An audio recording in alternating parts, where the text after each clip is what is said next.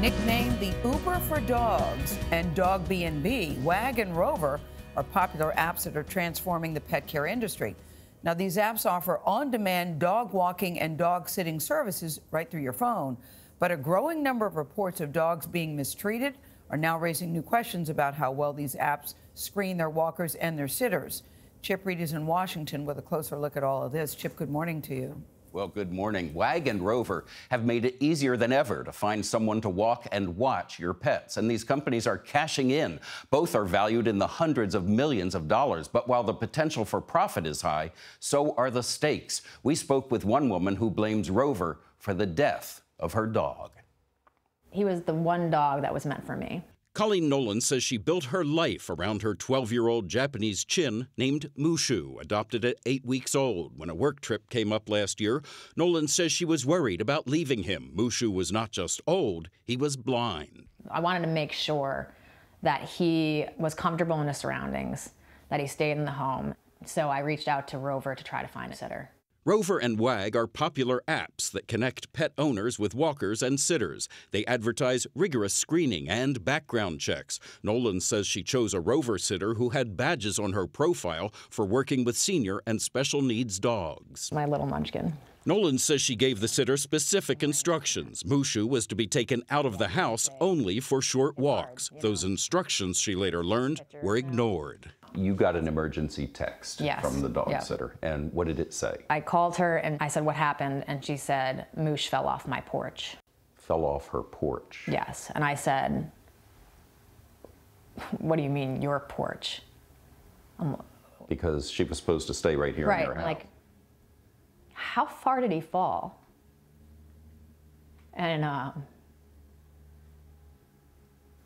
she said 2 stories. 2 stories. That's not a porch. It's not a porch. Nolan says Rover offered to cover half of the expenses following Mushu's death, including vet bills, cremation, and the cost of a new dog, totaling $2,600. But with one condition: sign a strict confidentiality agreement. Never tell my story, to never warn any other parent. So what did you do? I never called them back. Rover advertises that fewer than 20% of sitters who apply are accepted. They say all must pass a background check and be approved by a team of specialists. What was your understanding of Rover and their selectivity?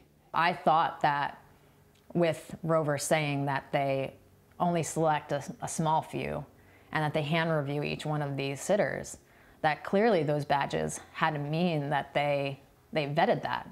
Nolan's is not the only case. CBS News spoke to 14 families who say their dogs died while in the care of Rover or Wag sitters. 12 of those incidents involved Rover sitters. One user said she discovered her Rover sitter had a criminal record, and users of both apps told us they were also asked to sign non-disclosure agreements following incidents. In December, a Wag walker was caught on surveillance video kicking and intimidating a dog. Wag is currently being investigated by the Better Business Bureau over claims made in their advertisements, including that walkers are vetted through a rigorous screening process. In a statement to CBS News, Wag told us that in addition to background checks, they collect real-time information through the app to regularly assess walkers. Rover told us sitters must also provide photos, testimonials, and pass a safety quiz. Just pasting a badge on the website's not going to work anymore. They're going to have to back that up with some kind of training. Pet care industry experts such as Carmen Rustenbeck says the industry is beginning to adopt more regulations, but for now, pet owners should be looking for pet care providers with professional licenses. If you had a child, would you just accept a person on an app to take care of your child, or would you do more investigation? And that's what I encourage all pet owners to do. Rover and Wag told us that incidents like Nolan's are rare, but they declined to provide exact numbers. But in a document obtained by CBS News from a lawsuit against Rover in California, Rover says they don't keep track on their platform of how many dogs have died. And they told us the well-being of pets is their top priority, and they are continually working to improve safety. Wag told us that they are committed to constantly improving their service and care deeply about the safety of dogs. Nora? Important story, Chip. Thank you. I mean, Wag this is and Rover very have some common. explaining to do. Yeah. That's. She raised a really good point, the woman at the end, where she said, taking care of your children, and most people who have dogs and love our dogs think of them as our children, certainly members of the family, and you wouldn't rely on someone to rely on what you read on an app or what you saw on an app. She's very right about that. Yeah. That video, guys, of the guy kicking the dog Right. is one of the cruelest things you can do to a poor, defenseless little animal.